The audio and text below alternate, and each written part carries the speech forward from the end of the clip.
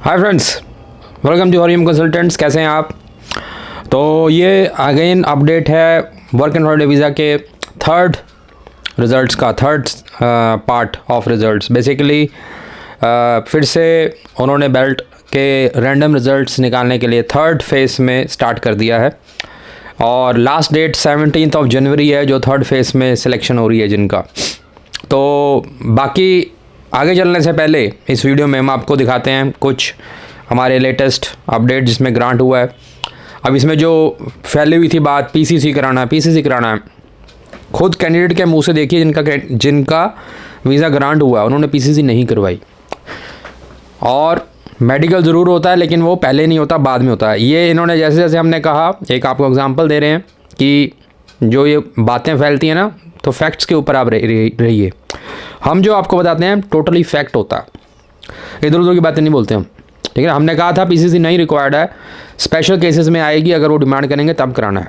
जनता ने करवा के रख ली, किसी का तो टाइम निकल गया पीसीसी के चक्कर में, डेट निकल गई पिछले लॉट वाली। सो ऐसी सिली मिस्टेक्स मत कीजिए। और हमारा जो रिज़ल्ट है 100% रहा है। जितनी फाइलें हमने लगाई नवंबर में, all of them have got the visa. और ये सभी फाइल्स में वही फीचर थे जिसका हमने डिस्कशन किया था, राइट। तो अगर भी आपके पास भी फुल फीचर वाली फाइल है, प्रोफाइल है, मींस ग्रेजुएशन करी हुई है, किसी भी फील्ड में थोड़ा बहुत एक्सपीरियंस है, ग्रेजुएशन के बाद एक्सपीरियंस नहीं भी है तब भी वीज़ाज आए हैं, और विद एक्सपीरियंस तो आ ही रहे हैं।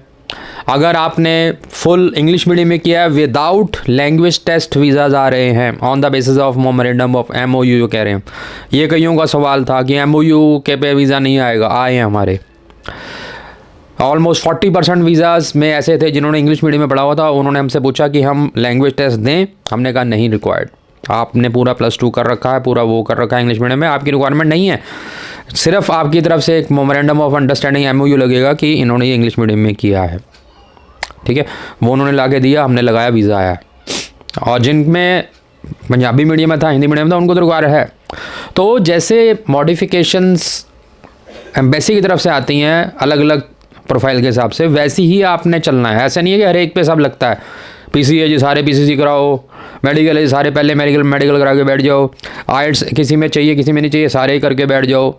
तो जिसने नहीं भी करना वो भी डर के बैठा हुआ, फाइल नहीं लगा रहा। तो ये चीज़ें नहीं होनी चाहिए। बाकी अगर आपका नए थर्ड लॉट में नाम आया है तो कांटेक्ट कीजिए फाइलिंग के लिए, हमारे बड़े नॉमिनल रेट्स हैं, ठीक है। पहले आप इनकी बात सुनिए, इन्होंने हमारे से करा था, ये लेटेस्ट अपडेट्स हैं, और भी आपको इस तरह के दिखाएंगे वीडियोस 1 by 1। तो ओवर टू हिम। आएगी जी मिस्टर हर्षदीप, आ रहे जी, आना दी मदर है जी, आ लो, बहुत मुबारक जी। Thank you. ਕਿੱਦਾਂ ਰਿਹਾ ਤੁਹਾਡਾ ਐਕਸਪੀਰੀਅੰਸ ਸਾਡੇ ਨਾਲ? ਵਧੀਆ ਜੀ, ਵਧੀਆ। ਹੈਪੀ? ਹਾਂਜੀ। ਚਲੋ ਤੁਹਾਡਾ 3 ਸਾਲ ਦਾ ਕੰਮ ਦਾ ਹਿਸਾਬ ਤਾਂ ਹੋ ਗਿਆ, अब 1 ईयर ਦਾ ਵੀਜ਼ਾ ਹੈਗਾ, ਅੱਗੇ ਵੀ ਤੁਹਾਡੀ ਹੈਲਪ ਕਰਾਂਗੇ, ਕੋਈ ਇਸ਼ੂ ਨਹੀਂ। ਹਾਂਜੀ ਹਾਂਜੀ, ਹੁਣ ਤੱਕ ਕਰਾਣਾ ਹੀ ਤੁਹਾਡੇ ਤੋਂ ਹੀ। ਹਾਂਜੀ ਹਾਂਜੀ, ਓਕੇ। ਹਲੋ ਤੇ ਆ ਮਦਨ ਨੇ ਤੇ ਵਧੀਆ ਹੀ ਉਹਨਾਂ ਨੇ ਮਤਲਬ ਮੇਰਾ ਜਿੰਨੇ ਵੀ ਮੈਨੇ ਸਵਾਲ ਡਾਊਟ ਸੀਗੇ ਸਾਰੇ ਦੇ ਰਿਪਲਾਈ ਕੀਤੇ ਜੀ ਇਹਨਾਂ ਨੇ। ਠੀਕ ਹੈ ਸਰ। ਹੁਣ ਇਹ ਦੱਸੋ ਪੀਸੀਸੀ ਰਿਕੁਆਇਰਡ ਹੋਇਆ? ਨਹੀਂ, ਬਿਲਕੁਲ ਨਹੀਂ ਹੋਇਆ ਨਾ, ਐਵੇਂ ਗੱਲ ਫੈਲਾਈਏ ਲੋਕਾਂ ਨੇ। ਨਹੀਂ, ਪੀਸੀਸੀ ਨਹੀਂ, ਹੈਲਥ ਵਾਲਾ ਵੀ ਨਹੀਂ। ਅਗਰ ਜੇ ਉਹ ਨਾ ਦਿੰਦੇ ਹੈਲਥ ਵਾਲਾ ਉਹਨਾਂ ਦੇ सबमिशन ਤੋਂ बाद होगा। ਹਾਂਜੀ ਹਾਂਜੀ, ठीक है जी, चलो थैंक यू सर। तो देखिए क्लियर हो गया कैंडिडेट के मुंह से आपके, उन्होंने खुद बोला कि हमने पीसीसी नहीं करवाई। हालांकि ये भी इन्फ्लुएंस होकर आए थे हमारे पास कि पीसीसी हमने कर दिया है अप्लाई। ये भी हमारे पास आए थे कि हमने पीसीसी अप्लाई कर दिया, बट मैंने कहा जब रिक्वायरमेंट ही नहीं है, जब एम्बेसी हमें बोलेगी तब आपने कराना है। अगर आपने पहले करा के रखा है तो अपने पास रखो, ज़रूरत होगी तो हम लगा लेंगे, ज़रूरत पड़ी नहीं, हमने लगाया नहीं, वीज़ा आ गया। तो ऐसी फालतू की बातों में नहीं पड़ना चाहिए, जो फैक्ट हैं उसके ऊपर रहिए। अब मेट्स वीज़ा ओपन है, उसकी रजिस्ट्रेशन हम चालू कर रहे हैं। एक रजिस्ट्रेशन के रिगार्डिंग हमने बहुत ही सरप्राइजिंग, एक हमारे पास मीटिंग में आए कैंडिडेट, उन्होंने बोला हमारे से वर्क एंड हॉलिडे के 30,000 रुपये लिए गए रजिस्ट्रेशन के ही। आई वो सरप्राइज कि इतना लोग इनोसेंट लोगों को लूटते हैं। 30,000 रुपये का क्या काम है उसमें, ठीक है ना।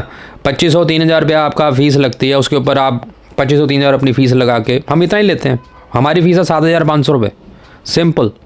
इसमें आधा ऑलमोस्ट 2500 के आसपास आपका फ़ीस है। उसमें आप लोग कहेंगे वो कन्वर्जन करके तो 2500 नहीं बनता, लेकिन कार्ड के चार्जेस होते हैं। अब हर एक चीज़ थोड़ी हम वीडियो में बताएंगे आपको। अब आपने ये बात उठती है तो बता रहे हैं, जब आप कार्ड से पेमेंट करते हो तो खाली कन्वर्जन नहीं लगता, उसके साथ कार्ड के चार्जेस अलग लगते हैं, फॉरेक्स चार्जेस अलग लगते हैं, कार्ड के GST अलग लगती है। हम अपना कार्ड यूज़ कर रहे हैं, हमें अपने GST देने पड़ता है। तो ये सब मिला के वो 2500-3000 रुपये के आसपास बन जाता है अमाउंट, ठीक है ना, जो $25 है उसके ऊपर हम उतनी ही फीस लेते हैं। तो वी आर टेकिंग 7500। इसमें आपको GST बिल मिलेगा हमारी तरफ से, और हम अपने कार्ड यूज़ करेंगे। जो टैक्सेस हैं वो हम बेयर करेंगे, कार्ड के फॉरेक्स चार्ज हम बेयर करेंगे, तो दैट इज़ ओके। लेकिन जो 30-30 हज़ार रुपये भर के भी करवा रहे हैं जनता, वो आप थोड़ा ध्यान से पेमेंट करें। तो अगर आपने रजिस्ट्रेशन कराना है मेट्स की, that is open, we are charging 7500, you can contact us, ठीक है ना। वो सही बात है कि गलत चीज़ों में आप कई गलतियां करते हैं। गलत इसमें देखिए, रजिस्ट्रेशन में अगर आपकी गलती हो गई और उनके पास रिकॉर्ड हो गया तो वो गलत रिकॉर्ड हो जाएगा, वो ठीक नहीं होने वाला। अगर जैसे कहीं पेमेंट आपकी अड़ गई, ये एग्जांपल बता रहा हूँ मैं, आपने कर दिया, पेमेंट अड़ गई, पेमेंट हुई नहीं, अब आप किसी और के पास जाओगे, आपका रिकॉर्ड वहाँ फंसा हुआ है, तो किसी और के ईमेल अकाउंट या और के पोर्टल पे नहीं होगा आपका रजिस्टर, और आपसे पेमेंट हो नहीं रही है। तो ऐसे ही सिली मिस्टेक्स हो जाती हैं, जिसकी वजह से आपका रजिस्ट्रेशन हैम्पर होता है। तो अगर आप वेल वर्स्ड हैं तो करिए, नहीं करते तो हम हैं आपके लिए, एक्सपर्ट्स बैठे हुए हैं, आपका रजिस्टर करके देंगे प्रॉपरली, ठीक है ना। आगे की फाइल भी लगा के देंगे। बाकी वर्क एंड हॉलिडे के लिए जिसका थर्ड फेज में नाम आ चुका है, अब स्टार्ट हो गए हैं नाम आने, जिसका नहीं आया ऑल द बेस्ट, आ जाएगा।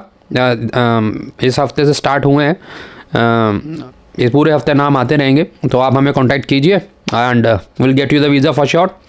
फॉर श्योर का मतलब ये है कि आपके डॉक्यूमेंट्स भी बोलने चाहिए, राइट।